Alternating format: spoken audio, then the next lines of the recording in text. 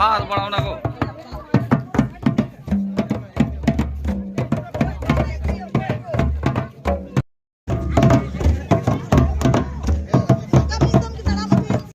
President Mamata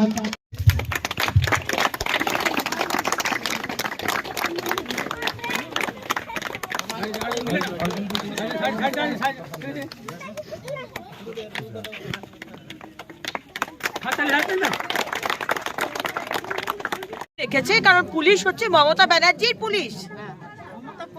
Mamata Banerjee এইসব দুষ্কৃতীদের, এইসব ক্রিমিনালদের আশ্রয় দেন। কারণ বাম সরকারের সময়তেও ক্রিমিনাল ছিল, তারাও চালনা করতো, কিন্তু আজকের দিনে মমতা সরকারে এই ক্রিমিনালরা মমতা সরকারকে চালনা করে, এটাই হচ্ছে ডিফারেন্স। সন্দেশখালীতে শেখ শাহজাহান লুকিয়ে আছে এবং মমতার পুলিশ তাকে আশ্রয় দিয়েছে, এবং সেই কারণে তারা আজকে তারা 10 দিন 12 দিন হয়ে গেছে, এখনো তাকে ধরছে না। দিদি, ডিএ আন্দোলনকারীদের 1 বছর হলো। আগামী 19 তারিখ থেকে তারা বিভিন্ন কলকাতায় বিভিন্ন জায়গায় তারা আন্দোলন কর্মসূচি করবে, কি বলবেন এই নিয়ে? আন্দোলন কর্মসূচি তারা করুক, ভারতীয় জনতা পার্টি আমরা তাদের পাশে আছি, এবং আমরা চাই যে কেন্দ্র বা অন্যান্য বিজেপি শাসিত সরকার যে পার্সেন্টেজ অফ ডিএ দেওয়া হচ্ছে ততটাই ডিএ দিতে হবে। মাননীয় মুখ্যমন্ত্রী কুত্তার মতো চিৎকার করবেন না, কুকুরের মতো ঘেউ ঘেউ করবেন না, এই ধরনের নোংরা ভাষা বললে আপনারা দমে যাবেন না। আপনাদের পাওনা হচ্ছে এই ডিএ, আপনাদের ডিএ দিতে হবে। দিদি, ভোটের মুখে রাজ্যে 80 জন আইপিএস WBCS অফিসারকে বদলি করলো নবান্ন, কি বলবেন?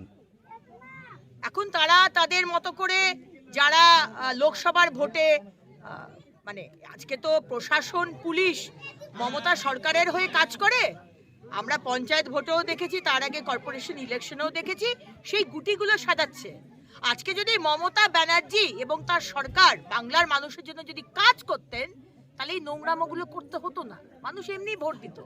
কিন্তু উনি জানেন যে মানুষ তাকে ভোট দেবেন না, কারণ উনি কোনো কাজ করেননি, তাই জায়গায় জায়গায় তার তাবেদারি করার জন্য পুলিশকে বসাচ্ছে, অ্যাডমিনিস্ট্রেশনের লোককে বসাচ্ছে, যাতে তারা এই ইলেকশনের প্রসেসে গোলমাল করে, তাবেদারি করে, বায়াসনেস করে, পক্ষপাতিত্ব করে তৃণমূলের হয়ে এজেন্ট হিসেবে কাজ করতে পারে।